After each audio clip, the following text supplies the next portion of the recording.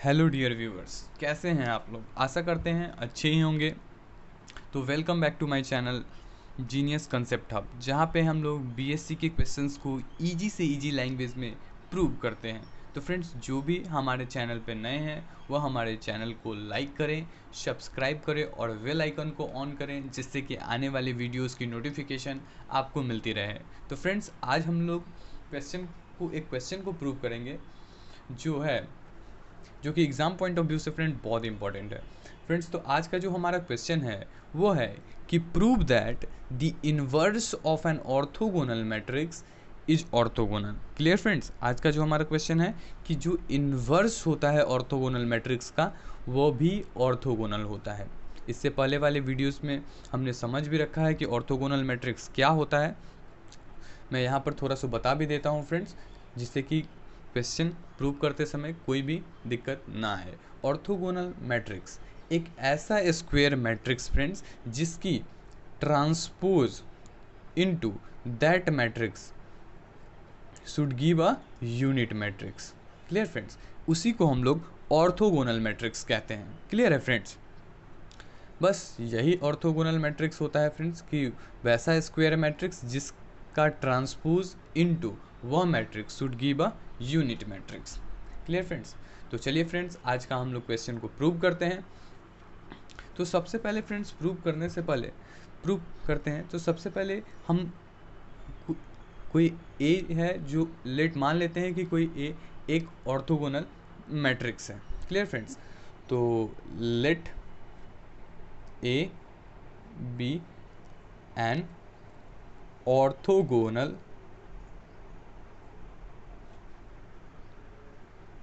matrix. Clear friends,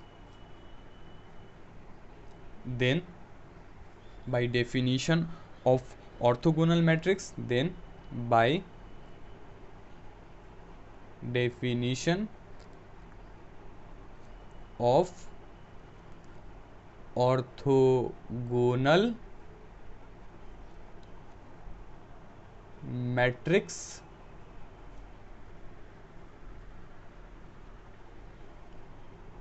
A transpose into A should give a unit matrix. Clear friends, इसको हम लोग first मान लेंगे।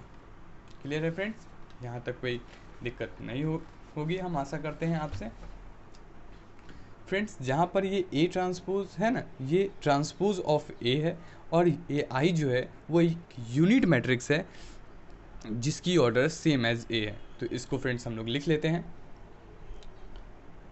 Where A dash is the transpose of A and I is the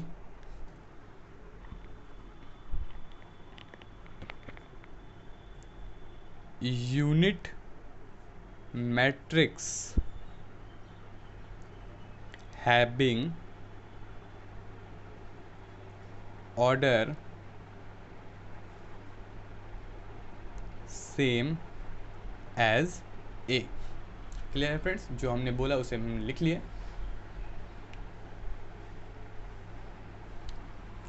friends, चलिए friends, अब आगे चलते हैं। फ्रेंड्स, हम एक मैट्रिक्स बी अज्यूम करते हैं जो कि ए का इन्वर्स है। क्लियर फ्रेंड्स, तो मान लेते हैं कि let B be the inverse of A. Clear friends, B एक मैट्रिक्स है जो कि ए का इनवर्स है। देन बाय डेफिनेशन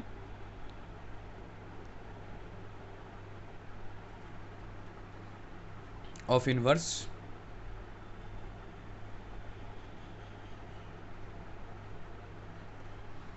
क्या जानते हैं फ्रेंड्स कि कोई भी ए इंटू बी अगर equal to B into A अगर इक्वल टू यूनिट मैट्रिक्स के बराबर हो जाता है, देन ए जो होता है वो बी का इन्वर्स है, नहीं तो बी जो है वो ए का इन्वर्स है। क्लियर फ्रेंड्स, हम यही जानते हैं इन्वर्स के डेफिनेशन से, तो इसको फ्रेंड्स हम लोग अज्यूम कर लेते हैं सेकेंड। क्लियर है फ्रेंड्स? अब फ्रेंड्स यहाँ पर समझेंगे, बहुत ही इंपॉर्टेंट कंसेप्ट है फ्रेंड्स। यहाँ पे हमने ए जो मैट्रिक्स है उसको ऑर्थोगोनल मान रखा है, क्लियर, और बी जो है वो ए का इन्वर्स है, क्लियर। अगर हम बी को ऑर्थोगोनल प्रूव कर दें देन हम कह सकते हैं कि inverse of an orthogonal matrix is orthogonal. Clear friends? A हमारा ऑर्थोगोनल मैट्रिक्स है और बी जो है वो इन्वर्स है ए का, या ए जो है बी का इन्वर्स है। अगर हम बी को ऑर्थोगोनल प्रूव कर देते हैं तो हम बोल सकते हैं ना कि A inverse of an orthogonal matrix is orthogonal. बात समझ में आ रही है फ्रेंड्स? एक बार और फिर से समझिए, गौर फरमाइए। ए जो है वह ऑर्थोगोनल मैट्रिक्स हमने पहले भी मान रखा है, जैसा कि हम ऊपर देखे भी हैं फ्रेंड्स कि A B an orthogonal. Clear friends? अब फ्रेंड्स ए ऑर्थोगोनल है, क्लियर, और बी जो है वो इन्वर्स है ए का, clear.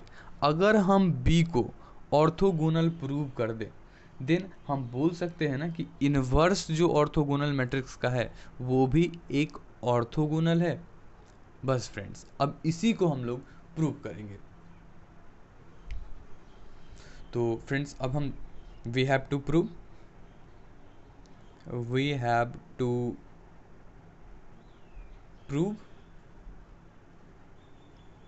that B is orthogonal.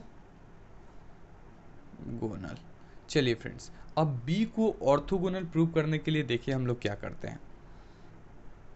हमने लिखा A इंटू बी मैट्रिक्स का transpose into A B. Clear friends? अब फ्रेंड्स हम जानते हैं ए बी का transpose equal to B transpose into A transpose, clear, और ए बी को ऐसे ही रहने देते हैं। ये जानते हैं फ्रेंड्स कि किसी भी मैट्रिक्स के होल का जैसे हमने ट्रांसपोज लेते हैं तो that should equal to B transpose into A transpose. Clear है फ्रेंड्स? ये हम लोग जानते भी हैं। चलिए फ्रेंड्स अब हम यहाँ पे एसोसिएटिव लॉ लगाएंगे, उसके लिए फर्स्ट ये, सेकेंड और ये थर्ड पूरा। तो बी को हम लोग बाहर ही रहने देते हैं और ए को हम लोग अंदर ले जाते हैं ब्रैकेट के। क्लियर? तो ये फ्रेंड्स हमने बाय एसोसिएटिव लॉ से लिखा।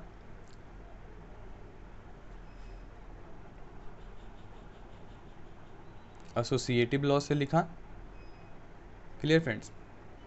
अब फ्रेंड्स देखेंगे फिर हम इसको एसोसिएटिव लॉ लगाएंगे, यानी कि B transpose into A transpose into A, और बी को हम लोग बाहर आने देंगे फ्रेंड्स। अगेन हमने यहाँ पे एसोसिएटिव लॉ ही लगाया है। अब फ्रेंड्स हम जानते हैं कि ए transpose into A should give a unit matrix, तो आई और इंटू बी। ऐसे फ्रेंड्स फर्स्ट में हमने देखा है, फर्स्ट में भी ए transpose into A should give a unit matrix. तो फ्रॉम फर्स्ट से क्लियर है फ्रेंड्स? यहाँ तक समझने में कोई दिक्कत नहीं आई होगी फ्रेंड्स, हम आशा करते हैं।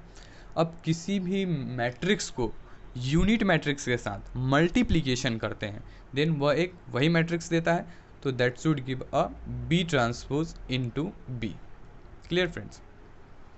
इसको हम लोग मान लेंगे फ्रेंड्स थर्ड। क्लियर है फ्रेंड्स? यहाँ तक कोई दिक्कत नहीं होगी। चलिए फ्रेंड्स अब आगे चलते हैं। फ्रेंड्स हम देखेंगे ऑल्सो कि जो हमने लिखा है ए बी का transpose into A B equal to B A equal to unit matrix. तो ए बी का ट्रांसपोज को हम लिख सकते हैं यूनिट मैट्रिक्स, और उसका ट्रांसपोज है तो यूनिट मैट्रिक्स का transpose I into A B equal to unit matrix. Clear friends? Clear है फ्रेंड्स? यहाँ तक क्लियर है? A B equal to unit matrix है तो यूनिट मैट्रिक्स और इसका ट्रांसपोज है तो हमने यूनिट मैट्रिक्स का ट्रांसपोज कर दिया है into A B equal to unit matrix है तो यहाँ भी यूनिट मैट्रिक्स हमने लिख दिया। फ्रेंड दैट वैल्यू इसको हम ये भी लिख सकते हैं unit matrix into unit matrix का ट्रांसपोज। Clear friends? और इन दोनों का प्रोडक्ट करने पर हमें यूनिट मैट्रिक्स ही मिलता है फ्रेंड्स। तो इसको हम लोग मान लेते हैं 4। यहाँ तक कोई दिक्कत नहीं होगी फ्रेंड्स। चलिए फ्रेंड्स, अब हम आगे चलते हैं। तो फ्रेंड्स, फ्रॉम 3 एंड 4 से हम क्या कह सकते हैं कि B transpose into B should give a unit matrix. कैसे? चलिए फ्रेंड्स, क्योंकि यहाँ ए बी का ट्रांसपोज इंटू ए बी ये वैल्यू देता है हमारा बी ट्रांसपोज इंटू बी, और अगेन ए बी का ट्रांसपोज इंटू ए बी ये हमें यूनिट मैट्रिक्स देता है। इसीलिए फ्रेंड्स हम बोल सकते हैं कि B transpose into B equal to unit matrix के बराबर होगा। Therefore, from 3 and 4 से we get B transpose into B equal to unit matrix. Clear है फ्रेंड्स? और फ्रेंड्स बस बात तो प्रूव हो ही गई कि किसी भी मैट्रिक्स का ट्रांसपोज इंटू वह मैट्रिक्स अगर यूनिट मैट्रिक्स देता है देन हम उस मैट्रिक्स को बोलते हैं कि वह एक ऑर्थोगोनल मैट्रिक्स है। देयरफॉर हम लोग बोल सकते हैं फ्रेंड्स कि B is an orthogonal matrix. B is orthogonal बोल सकते हैं ना फ्रेंड्स? यहाँ तक कोई दिक्कत तो नहीं है ना फ्रेंड्स? चलिए फ्रेंड्स, बस अब ये हो गया तो यानी कि बात क्लियर हो गई कि inverse of an orthogonal matrix is orthogonal. बस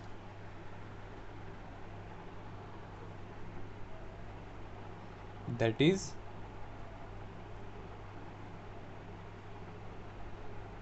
द